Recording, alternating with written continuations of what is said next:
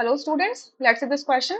The question says for the reaction N2O5 gas changing into 2NO2 gas plus half O2 gas, the value of rate of disappearance of N2O5 is given as this value. The rate of formation of NO2 and O2 is given respectively as. चार options आपको दिए, correct option find out करने हैं.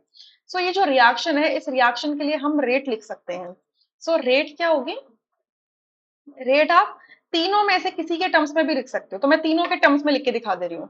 सो rate is equals to हो जाएगी 1/2 balanced reaction completely, sorry not 1/2, it is going to be rate is equals to minus the concentration of N2O5 divided by dt is equals to plus 1/2 dNO2 upon dt is equals to 2 plus 2 dO2 divided by dt. ये आपकी पूरी rate हो गई. Clear?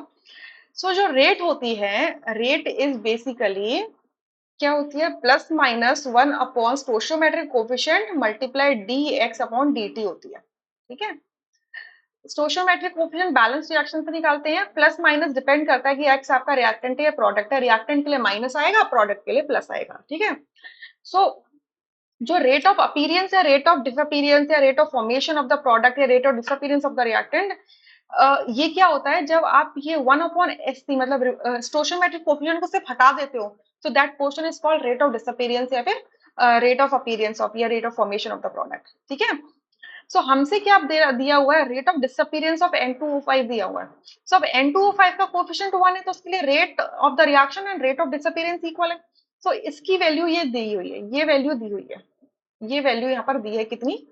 6.25 into 10⁻⁻3. मैं unit नहीं लिख रही हूँ, मोल पर लीटर पर सेकेंड है. ठीक है?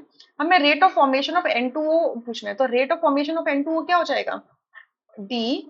NO2 नॉट N2O, NO2 क्या हो जाएगा? 2 टाइम्स माइनस के साथ में, क्योंकि इधर मल्टीप्लाई हो जाएगा N2O5 की तरफ, तो हो जाएगा dN2O5 डिवाइडेड बाय dt. ठीक है?